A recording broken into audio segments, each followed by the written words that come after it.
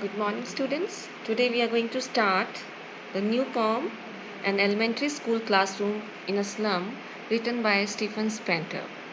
In this part of the video, we'll talk about the poet and the first stanza of the poem. Please listen carefully.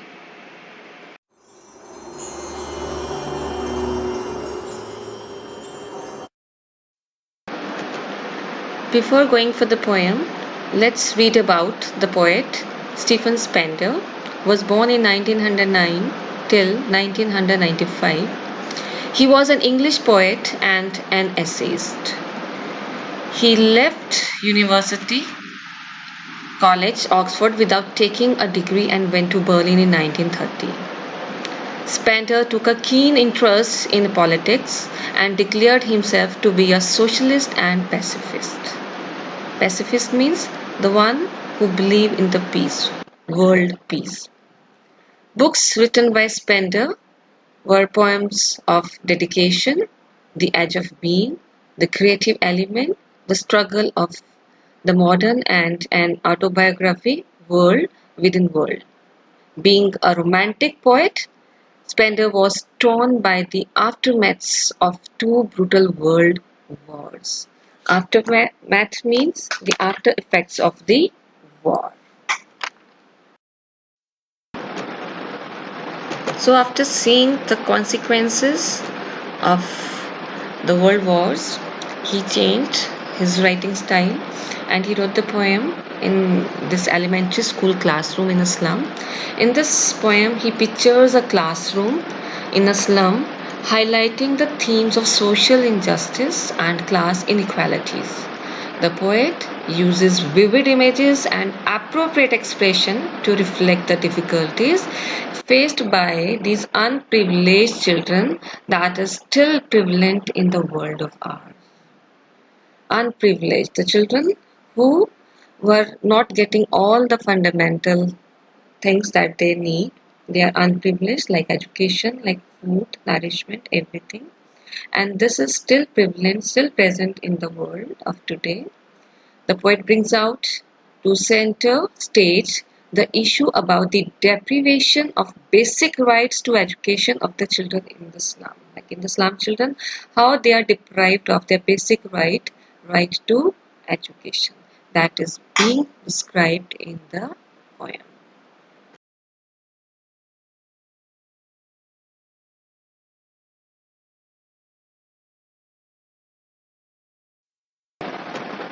Before reading the poem, children, the poet asks you a question. Have you ever visited or seen an elementary school in a slum? I think most of you might not have. But the poet asks, what does it look like? Can you imagine how does it look like? Anyways, now let's read the poem. And after reading the poem, when I'll explain the line to line explanation, then you will come to know how does a school in a slum looks like. Far, far from gusty waves, these children's faces, like rootless weeds, the hair torn round their pallor. The tall girl with her weighed down head, the paper-seeming boy with rat's eyes, the stunted, unlucky hair of twisted bones, reciting a father's gnarled disease. His lesson from his desk. At back of the dim class, one unnoted, sweet and young. His eyes live in a dream of squirrel's game in tree room other than this. On sour creamy walls, donations. Shakespeare's head, cloudless at dawn, civilized doom, riding all cities, bellflowery Troilus valleys. Open-handed map, awarding the world its world. And yet, for these children, these windows, not this map, their world where all their future is painted with a fog, a narrow street sealed in with a lead sky, far, far from rivers, caves, and stars of world. Surely Shakespeare is wicked, the map a bad example. with ships and sun and love tempting them to steal, for lives that slyly turn in their cramped holes from forged to endless night. On their slag heap, these children wear skins peeped through by bones and spectacles of steel with mended glass like bottle bits on stones. All of their time and space are foggy slum. So blot their maps with slums as big as doom. Unless governor, inspector, visitor, this map becomes their window, and these windows that shut upon their lives like catacombs break, open till they break the town and show the children to green fields and make their world run azure on gold sands and let their tongues run naked into books, the white and green leaves open history there whose language is the sun. So now the children at the end, you can see the meaning of these important terms. Trioles, valleys, these are pertaining to the Tyrol and Australian Alpine province. Province means region, area. Catacombs, a long underground gallery with excavations in its sides for tombs. The name catacombs before the 17th century was applied to the subterranean cemeteries near Rome. Cemeteries means graveyards. So students, now I will start line to line explanation of the poem. The stanza 1. The stanza 1 of the poem describes unhealthy and deprived children of the slum. It describes how the children who are studying in this elementary class school in a slum, how they look like, how unhealthy and how deprived of their basic rights these children are. So the first line of stanza 1 is, far, far from gusty waves, these children's faces. Far, far. Far, far means they are not the same. They are not the same. They are different. They are in contrast to gusty waves. Gusty waves means something having energy, energetic and exuberant. These children means the children of elementary school in a slum. In elementary school classroom, the children who are there in the classroom, these children are far, far from gusty waves. Means the poet is pointing towards the pathetic condition of slum school children who are supposed to be energetic like gusty waves. They are sharp contrast to them. Their faces are dull, sickly and dreary. Means far, far from gusty waves. Generally we think the children who are always full of energy, full of joy, right, full of beauty, full of speed like these waves, these gusty waves. Gusty means like full of strength, like strong waves, strong breeze that blows. So children are always compared to the same energy that these gusty waves have. But the children in this school, in this slum school, elementary school of the slum, they are not the same. They are far, far. They are in contrast to these gusty waves, and their faces they are dull, sickly, and dreary. Dreary means they look tired. They are not that energetic at this small age. They are looking tired. The second line of extract is, like rootless weeds, their hair torn around their pallor. Like rootless weeds. You know, weeds are unwanted plants. So these children are compared to those rootless weeds because they are also not wanted like those weeds in the society. So like rootless weeds, the hair torn around their pallor. Pallor means pale face, weak face, sickly face. So these children are compared to rootless weeds because they are unwanted, badly kept, and lacked stability. Their scattered hair cover their weak and undernourished face. The hair torn around their pallor means the hair which are scattered, those scattered hair cover their weak and undernourished faces. The third line is the tall girl with her weight down head. Weight down means burdened. The one who is burdened. The tall girl with her weight down head. There's a girl in the classroom in, whose head is weighed down. She has put her head down because she is burdened, because she is subdued and suppressed by the load of poverty, which is the cause of her physical, mental, and emotional exhaustion. And that becomes a part of existence in the slum. So now we came to know about the children. These children are far, far from gusty weeds, and they are compared to like rootless weeds, and this is the simile like rootless weeds.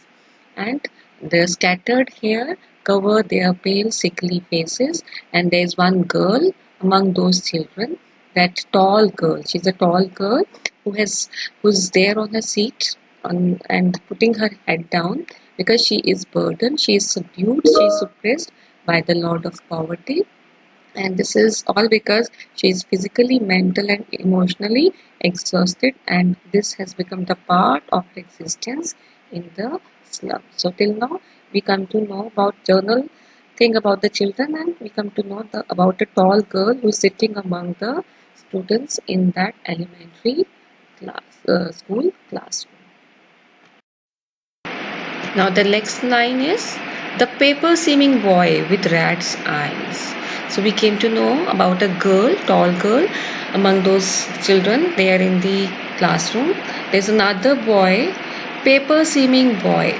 Paper seeming means very thin, very weak. There's a boy who's very thin, very weak, with rat's eyes. His eyes are just like that of a rat. Rat's eye is a metaphor. You know, children, there are two poetic devices used till now, metaphor and simile. What is simile? Simile is both are the comparison in two different objects, but simile is an indirect comparison where we use like or as, and metaphor is direct comparison. Directly we compare a person with another object. So this paper seeming boy, the boy who is very thin, looks very weak, he has eyes just like that of a rat.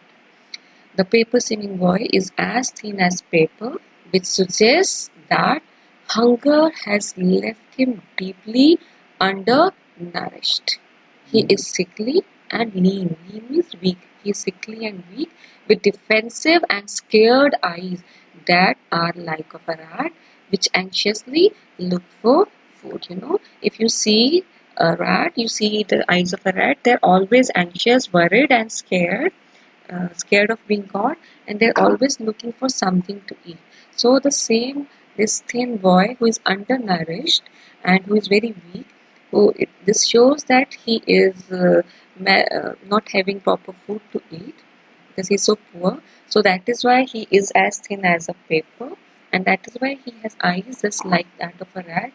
Rat who always these eyes always look for food, and they are always anxious, worried, and scared.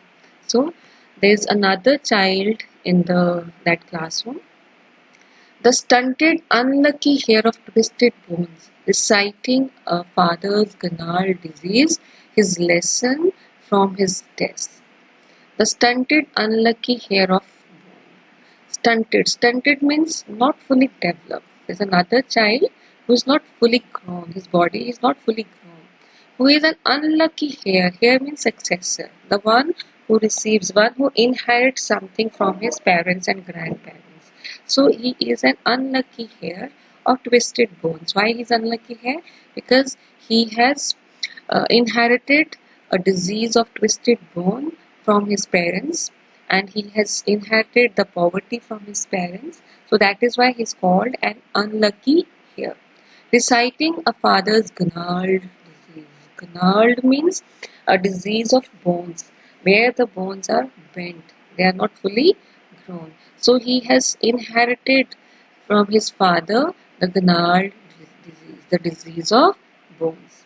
His lesson from his desk. From his desk, he speaks his lesson, he reads his lesson in a very weak and mellow voice. So the stunted, unlucky heir of twisted bones. There's a boy, there's another student in the class who is not fully grown, and he is called an unlucky heir of his parents because he has inherited the gnarl disease from his father, and when he reads his lesson, his voice is very weak and weak.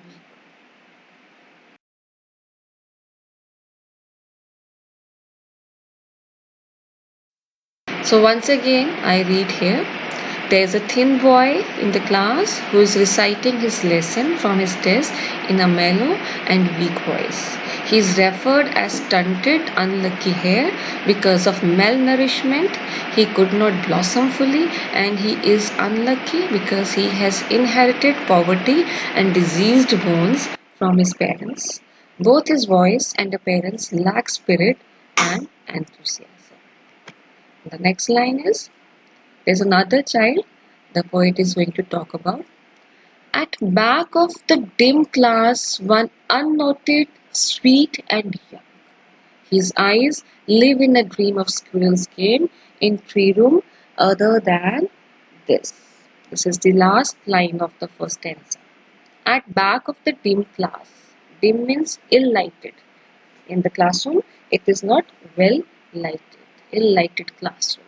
There's another child who is unnoted. Unnoted means not noticed by others. He is very sweet, very young.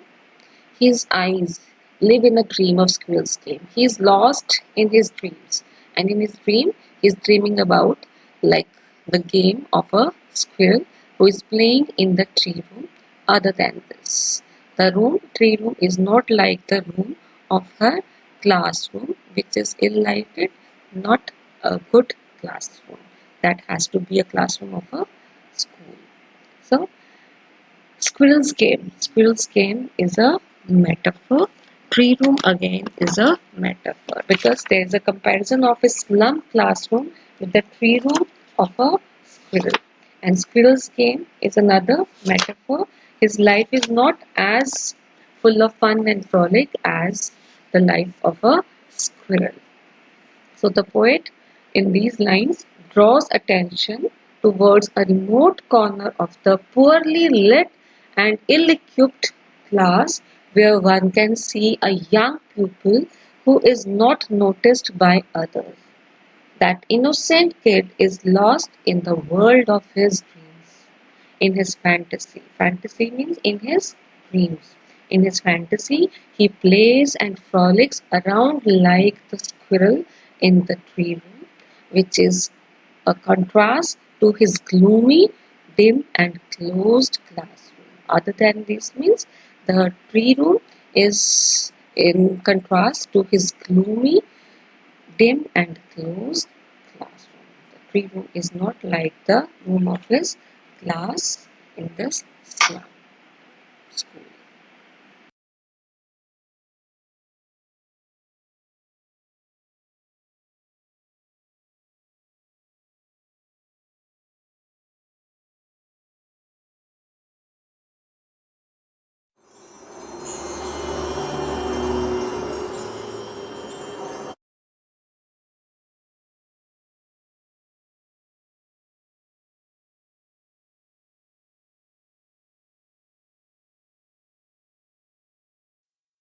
Thank you students for listening the first part of the poem, An Elementary School Classroom in the Slum. I hope you understand well the first stanza of the poem, and for any other queries you can write me personally on my email ID or through your Microsoft Teams app. Thank you. Have a great day.